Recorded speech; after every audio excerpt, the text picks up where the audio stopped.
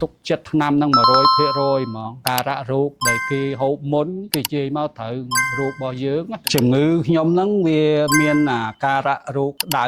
បាតជើងថ្ងៃណាដែលក្តៅខ្លាំងហ្នឹងគឺដល់ថ្នាក់យើងស្រោចទឹកបើយើងចំវាក្តៅបាតជើងហ្នឹងហ្មងទាំងសងខាងក្រោយមកវាចេញ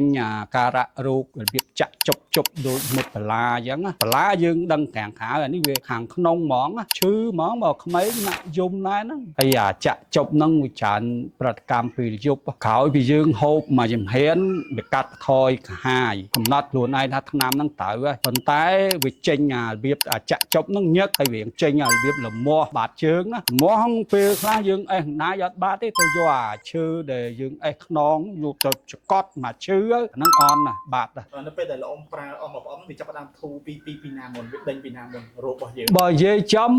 ចាប់បាតជើងហ្នឹងហ្មងដឹងធូរព្រោះអាការៈរោគហ្នឹងគឺវាកាហាយតែបាតជើងហ្នឹងឯងបើនិយាយចំចាប់ដឹងតាំងពីប្រអប់ទី1ហ្នឹងហើយបានយើងទិញបន្ថែមទៀតហ្នឹងហើយឥឡូវនេះលោកសម្រាប់រាងកាយរបស់លោកតែម្ដងលោកពិសាអស់3ប្រអប់ជាងហ្នឹងតើវាធូរបានថាខ្ទង់ប្រមាណ%ដែរសម្រាប់លោកបើនិយាយពីសុខភាពដែលនេះវាចូល98%បាទព្រោះ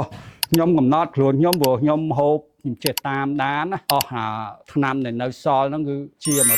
ហើយសុបាយចិត្តនោះវាព្រោះអីប្រៀបបានព្រោះយើងដូចថាជំងឺហ្នឹងវារ៉ាំរ៉ៃយូរឆ្នាំអញ្ចឹងរៀងអស់សង្ឃឹមដែរហ្នឹងទិញថ្នាំនេះមិនត្រូវថ្នាំនោះមិនត្រូវហើយដល់មកចាប់ហូបវាហូបហ្នឹងវាត្រូវសុំជាវថ្នាំវាហូបហ្នឹងយកទៅប្រើមិនខុសបំណងទេ